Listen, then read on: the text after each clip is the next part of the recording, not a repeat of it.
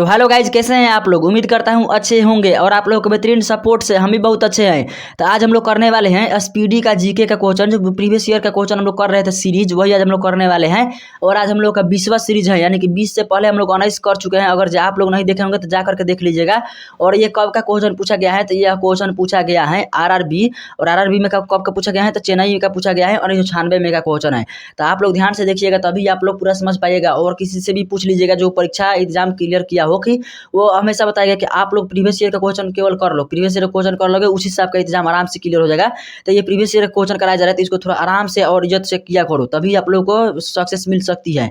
अगला क्वेश्चन है पहला नंबर की, आंखों के भीतर सतह को, यानी कि आंखों के भीतरी सतह को क्या कहते हैं। तो इसको क्या कहते हैं दोस्तों, तो इसका सही उत्तर हो जाएगा दृष्टि पटल कहते हैं। तो दृष्टि पटल इसका सही उत्तर हो जाएगा। चलिए अगला क्वेश्चन है, तो 2 नंबर क्वेश्चन में दिया गया है कि बिल गेट्स किस कंपनी के मालिक हैं।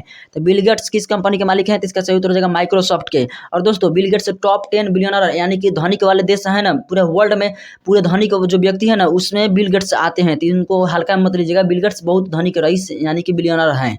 चलिए दोस्तों आगे देखते हैं 3 नंबर क्वेश्चन। तो 3 नंबर क्वेश्चन में दिया गया है कि संसार की सबसे बड़ी नदी का नाम क्या है। तो संसार की सबसे बड़ी नदी का नाम है नील नदी। और नील नदी कितना लंबा है, तो ये मतलब कि आप लोग कमेंट बॉक्स में बताइएगा, कमेंट बॉक्स में कितना लंबा है। मैं आपको रिप्लाई भी करता हूँ कमेंट बॉक्स, जो भी इंसान करते हैं तो। और ये कहाँ पर बहती है, तो नील नदी कहाँ बहती है, तो ये भी कमेंट बॉक्स में आप लोग कमेंट करके बताना है, उसके बाद मैं बता दूंगा। चलिए दोस्तों आगे देखते हैं 4 नंबर क्वेश्चन। तो 4 नंबर क्वेश्चन में दिया गया है कि रघुवंशम के लेखक कौन है। तो रघुवंशम के लेखक हैं कालिदास। तो इसका कालिदास सही उत्तर हो जाएगा। चलिए 5 नंबर क्वेश्चन देखते हैं। तो 5 नंबर क्वेश्चन में है कि हर्षचरित्र की रचना किसने की थी। तो हर्षचरित्र की रचना किसने की थी, तो इसका सही उत्तर हो जाएगा बाणभट्ट ने हर्षचरित्र की रचना किए थे।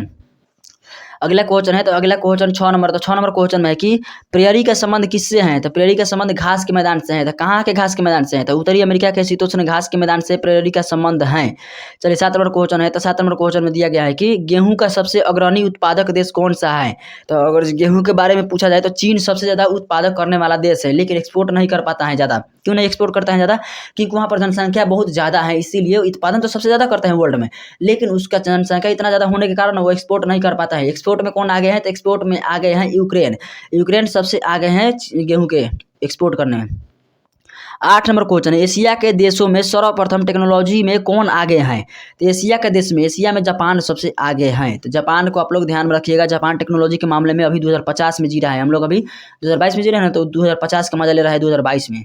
चलिए 9 नंबर क्वेश्चन है कि लाल सागर का लाल रंग किसके उपस्थिति के कारण होता है। तो लाल सागर का लाल रंग शैवालों के उपस्थिति के कारण, यानी कि जो लाल सागर है ना उसमें शैवाल बहुत अधिक मात्रा में है, उसके उपस्थिति के कारण क्या होता है, तो लाल सागर का रंग लाल होता है। और शैवालों के उपस्थिति के कारण जब रंग लाल होता है पानी का, तो हम लोग उसको लाल सागर उसी के आधार पर रखे हैं नाम उसका।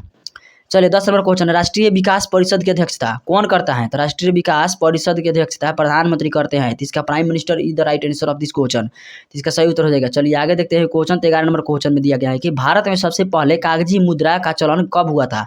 तो भारत में सबसे पहले 1962 में कागजी मुद्रा का चलन हुआ था। दोस्तों एक और क्वेश्चन पूछता है कि सबसे पहले पुस्तक किसने छापा था। तो पुस्तक सबसे पहले कोस्टर ने छापा था। उसके बाद सबसे पहले मुद्रा किसने चलाया था, तो चीन ने चलाया था। तो इसको भी आप लोग ध्यान में रखिएगा।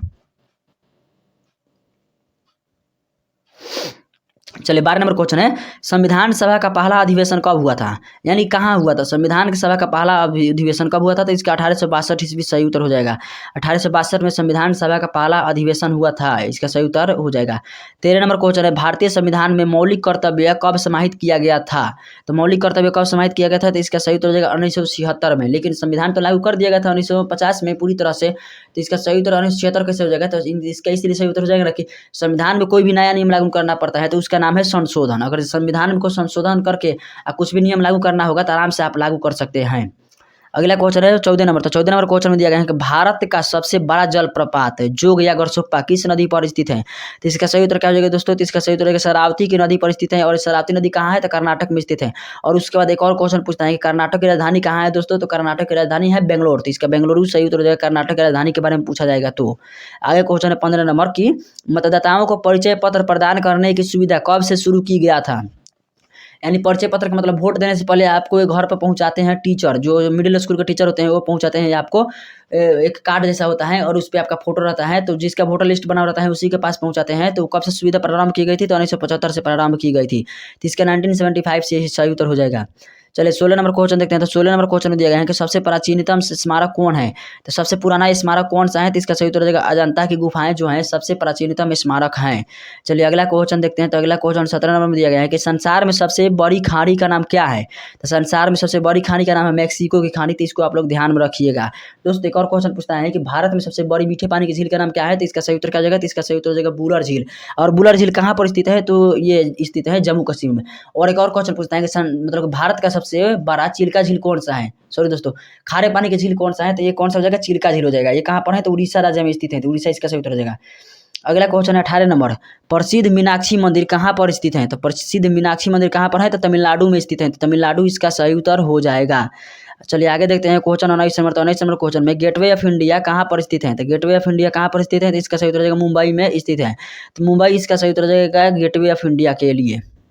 चलिए दोस्तों 20 नंबर क्वेश्चन है, गेटवे ऑफ इंडिया कहाँ पर स्थित है। तो इसका सही उत्तर हो जाएगा मुंबई में। लेकिन इंडिया गेट पूछेगा तो कहाँ पर स्थित है, तो इंडिया गेट स्थित है कहाँ पर, तो दिल्ली में। तो दोनों में कंफ्यूजन रहता है। गेटवे ऑफ इंडिया का निर्माण कब होता था, 1911 में हुआ था। तो 1911 इसका सही उत्तर हो जाएगा अगर निर्माण के बारे में पूछेगा तो। अब दोस्तों जो एक्स्ट्रा फैक्ट मैं पढ़ाता हूँ ना, वो वाला बहुत ज़्यादा इंपॉर्टेंट होता है। क्वेश्चन के साथ साथ आप लोग 2-4 क्वेश्चन एक्स्ट्रा में करते रहते हैं हमेशा ही हर क्वेश्चन पर। तो ये वाला बहुत आगे चल के बहुत काम आने वाला है, क्योंकि यही सब क्वेश्चन पूछने वाला है। तो जब इसी से रिलेटेड मैं क्वेश्चन का एनालिसिस भी करता हूँ तो वो भी तो पूछा जा सकता है। तो इसीलिए आप लोग ध्यान से वीडियो को देखिएगा, तभी आप लोग सक्सेस मिल सकती है। चलो दोस्तों आज के लिए इतना ही। वीडियो देखने के लिए धन्यवाद। Thanks for watching this video. Thank you.